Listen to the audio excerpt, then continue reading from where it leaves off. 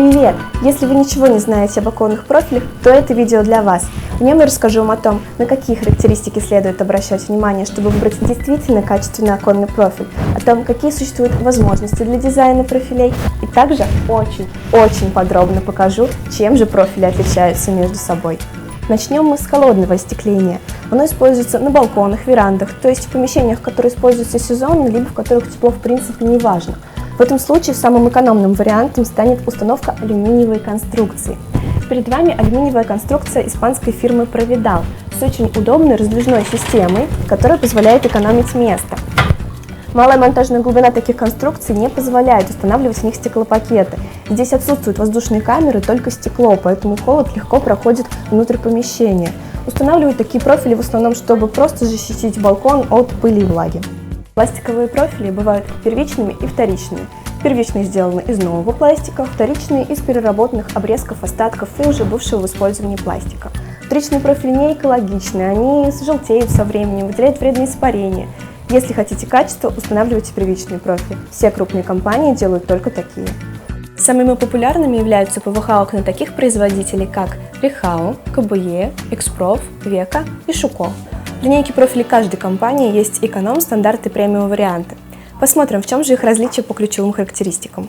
Главное, что оказывает влияние на теплономию любого окна, это величина монтажной глубины, или иными словами, ширина оконной коробки. У стандартных всех профилей глубина составляет 58 мм, как у вот этого профиля X-Prof.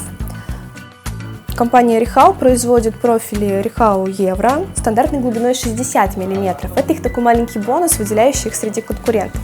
Помимо монтажной глубины, профили отличаются разным количеством воздушных камер. У стандарт профиля X-Prof Practica 3 воздушные камеры в профиле и 2 воздушные камеры в стеклопакете. Принято считать, что чем больше камер, тем теплее окно, но не стоит верить уверениям компаний. На самом деле количество камер практически не влияет на сохранение тепла. Стандартный профиль 58 мм с 2 воздушными камерами будет таким же теплым, как такой же профиль с 3 воздушными камерами.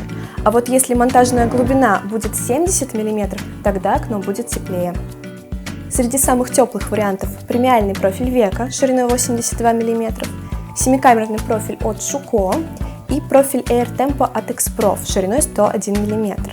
Обратите внимание, он выглядит как стандартный профиль 58 мм, но здесь снизу есть еще дополнительные камеры для того, чтобы тепло не уходило через низ профиля.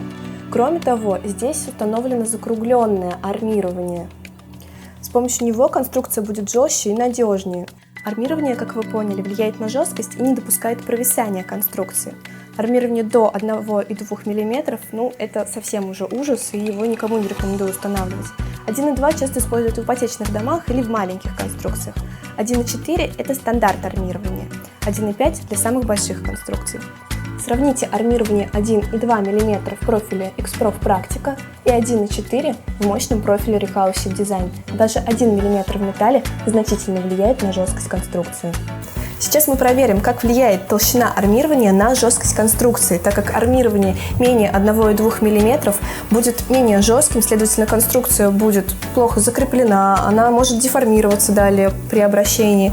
Сейчас вы наглядно убедитесь в том, как важна толщина стенок профиля. Я просверлю два профиля: дешевый профиль ВХС с толщиной стенок 1,2 мм и стандартный профиль X-Prof Practica с толщиной 1,4 мм.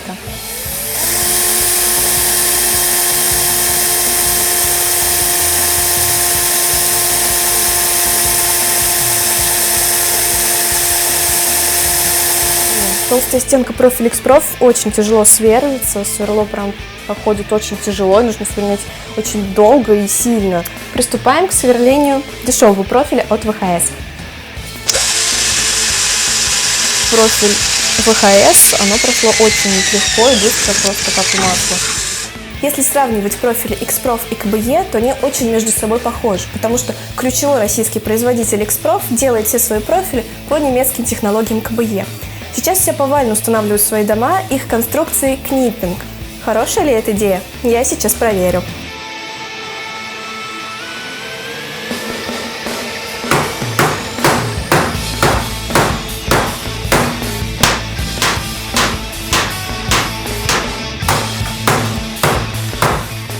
Книппинг у нас развалился, а теперь для сравнения попробуем сломать стандарт профиль X-Prof Practica.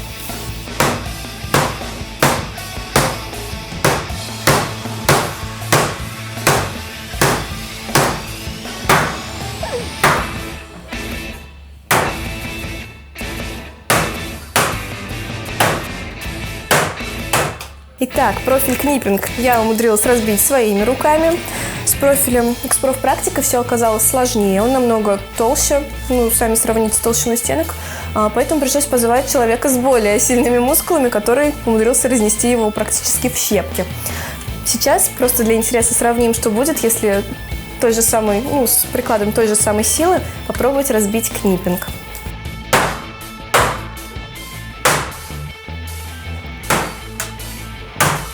Нашли еще профиль от компании Vector. Он по уровню примерно такой же, как Книппинг. Сейчас посмотрим, как проявит себя он.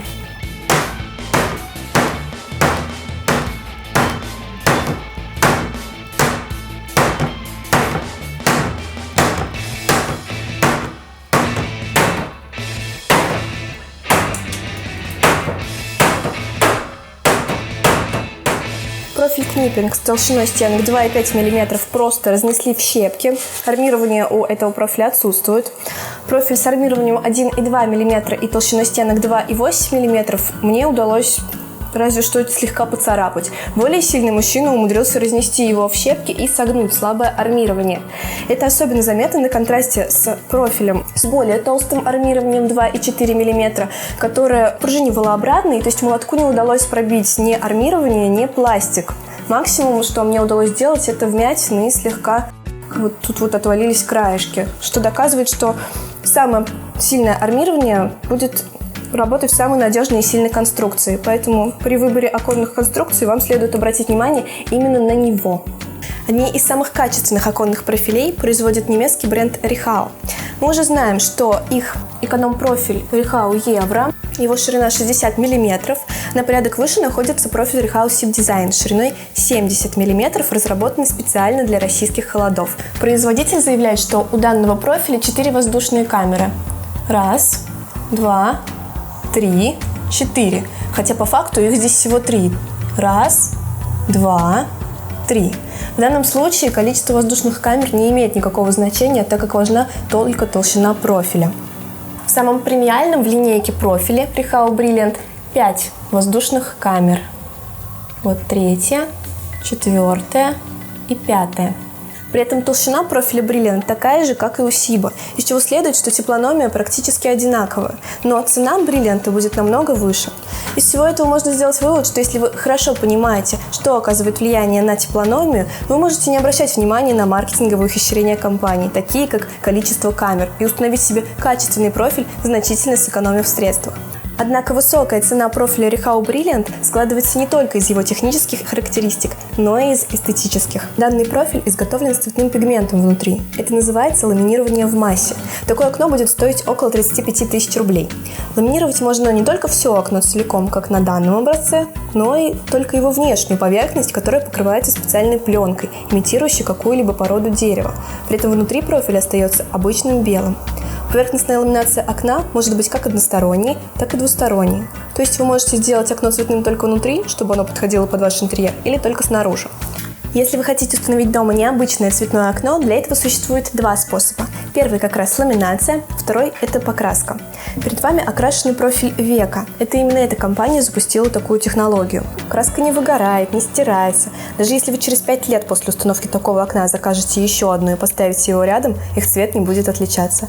Но нужно иметь в виду, что в Самарской области конструкции красят только на одном заводе в Тольятти, и что во всей области есть всего 3 компании, осуществляющих ламинацию профилей.